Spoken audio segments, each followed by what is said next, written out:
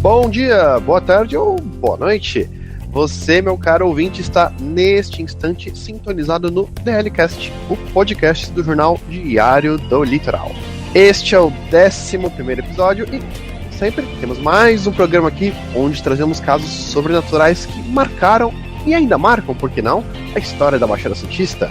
Eu sou LG Rodrigues, substituindo nosso amigo Jefferson Marques, que está de férias, e no DLCast de hoje nós iremos até Itanhaém para contar a história do fantasma do caminho do Guaraú. Eu sei, isso foi horrível, desculpa, eu prometo que não vai se repetir. Bom, e depois dessa apresentação pra lá de constrangedora de minha parte, vamos para o episódio de hoje, contando com a colaboração de nossa colega de redação, a repórter Nayara Martins. Nós vamos descobrir um pouquinho de quem foi a tal assombração e quando foi que ela assombrou a população itanhaense. E, bom, já que estamos contando com uma participação especial no episódio de hoje, por que não contarmos com mais uma? Pois a Nayara traz pra gente uma entrevista bem interessante com a escritora e advogada Maria Tereza Leal, a Teté, que será a nossa principal locutora para esse 11º episódio. Pois, muito que bem, sem mais delongas, eu entrego as rédeas do conto do fantasma do caminho do Guaraú para ambas. O show é todo de vocês, meninas. Manda ver. Vamos contar algumas histórias e lendas populares relacionadas ao convento Nossa Senhora da Conceição, localizado no alto do Morro Itaguaçu, no centro histórico de Itanhaém. O convento é um dos monumentos históricos mais importantes da cidade e também é tombado pelo Instituto do Patrimônio Histórico e Artístico Nacional, o IPHAN. Estamos aqui com a escritora e advogada Maria Tereza Leal Diz, também muito conhecida como Teté na cidade, e a Teté é quem vai contar essas histórias para nós.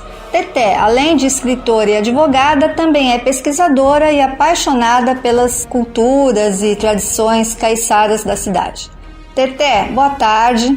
Boa tarde. Gostaria que você nos contasse algumas histórias que têm ligação com o convento Nossa Senhora da Conceição de Itanhaém. Sabemos que você sabe muitas histórias relacionadas ao convento. Quais são essas histórias? Então, Nayara, é com muito prazer que eu estou aqui recebendo você, porque eu acho importante nós divulgarmos essas coisas da cidade, essas histórias, porque você só conhece aquilo que você só ama aquilo que você conhece. Um desconhecido para você não significa nada ou muito pouco.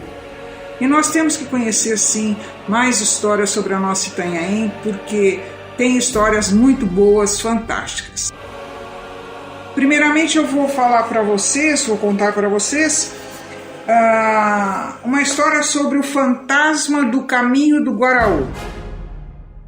Então nós iniciamos a história da seguinte forma. Anoitecera e Anselmo ainda estava na vila. Vila seria o centro aqui da nossa então pequena Itanhaém, né? Ele se descuidara. Agora teria que enfrentar o medo e arriscar-se a fazer o caminho do Guaraú em plena noite de lua cheia em uma sexta-feira. Mas precisava voltar para sua casa naquela noite, pois comadre Aureliana necessitava do remédio que ele havia vindo buscar na vila. E ali estava ele, de posse da encomenda, enrolado em papel pardo e amarrada com um pedaço de barbante. Embrulho pequeno, do tamanho de uma pedra, que lhe cabia na mão, mas só de pensar no caminho de volta, parecia que o embrulho ardia em brasa. Bem, não havia outro jeito.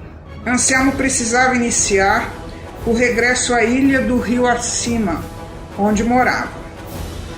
Apesar de não ter por costume vir à vila para assistir à missa nas manhãs dos domingos, ele era devoto fervoroso de Nossa Senhora da Conceição, e ela, com certeza, o protegeria em seu retorno à casa. Armou-se de coragem, tomou de um só gole a dose de aguardente ali no armazém do Largo da Matriz e partiu. Desceu a ladeirinha estreita e pedregosa que ia até a rua de baixo e tomou o rumo do Guaraú. Chegara à vila após o almoço, depois de muita remada, e deixara sua canoa amarrada no porto, e a essa hora ela era o único meio de voltar para casa. Novamente o frio na espinha. Agora a noite estava totalmente fechada e começara a soprar um vento gelado.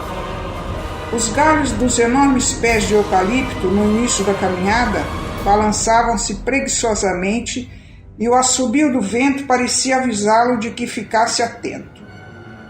Apertou com a mão esquerda o vidro de remédio que colocara no bolso da calça e com a mão direita, por sobre o casaco puído, apertou o pedaço de pau que havia achado junto a uma cerca de um quintal. Era sua única arma, um bom pedaço de caule de goiabeira, bem roliço e duro e de bom tamanho para qualquer alma do outro mundo que quisesse assustá-lo. Que viesse o fantasma do caminho do Guaraú, ele estava preparado para enfrentá-lo. Todos os moradores do lugar morriam de medo da conhecida aparição que rondava o morro do Itaguaçu, morro do convento, depois da fonte do Itaguira. Ir para aquelas bandas durante a noite de lua cheia era coisa que ninguém pensava em fazer, muito menos às sextas-feiras. Pois naquela área várias pessoas já tinham visto a tal assombração. Alta, com 2 metros de altura, diziam uns, e toda branca, emitia com sua enorme boca sons horripilantes. Anselmo passou pelos eucaliptos e pela fonte do Itaguira. Daquele trecho em diante, o caminho se estreitava, transformando-se em uma trilha irregular por entre árvores e matagal alto. Havia caminhado um pequeno trecho quando, na curva do morro, ouviu um assobio e um barulho de bater de asas muito estranho. Parou para ouvir melhor e voltou-se, apertando fortemente o pau de goiabeira. Foi então que viu, entre as árvores, movimentando-se morro abaixo, a alma do outro mundo.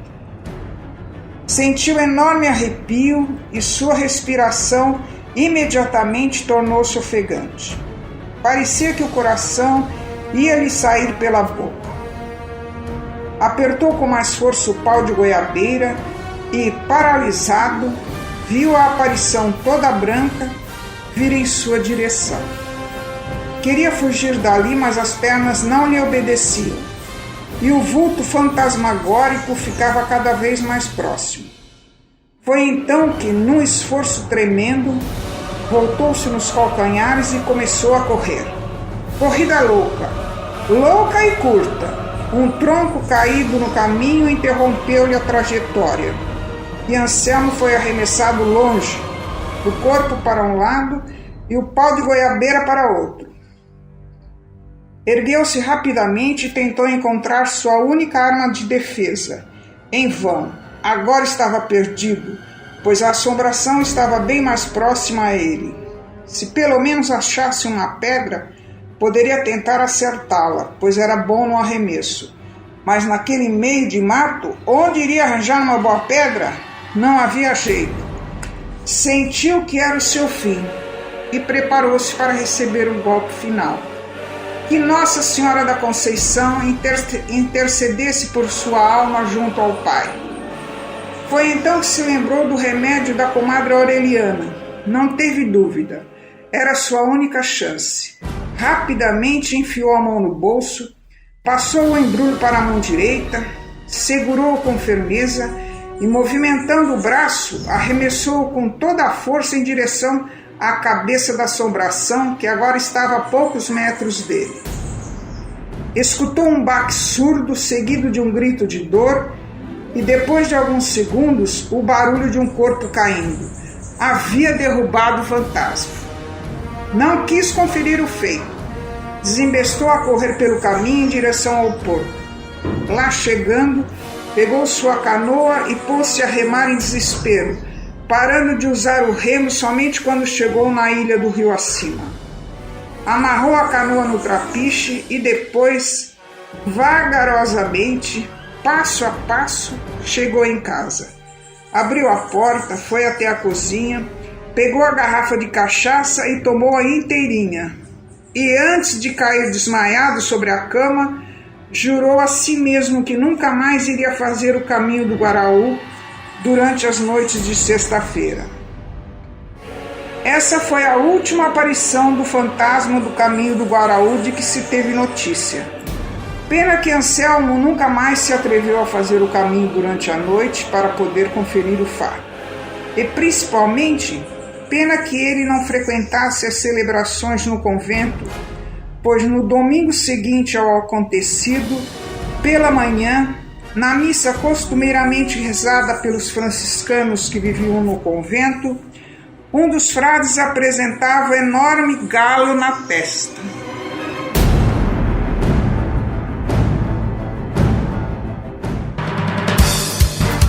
Olha que uma garrafa de cachaça seria pouco pra mim se eu topasse com um fantasma numa estrada escura no meio da noite, viu? Muito obrigado a todos que nos acompanharam. Esse foi o 11º episódio do DLCast. Toda essa série você encontra no nosso portal, o diariodolitoral.com.br, e em todas as plataformas digitais como YouTube, Apple Music, Spotify e tantas outras. Se você curtiu, manda para todo mundo, que ajuda horrores a gente aqui, viu? Aqui é o LG Rodrigues e até o próximo DLCast. Tchau, tchau.